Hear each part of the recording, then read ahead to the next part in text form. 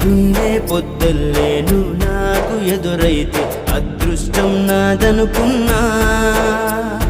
సాయంత్రం వేళల్లో నా బతుకు నీడల్లో నా దీపం నీవనుకున్నా.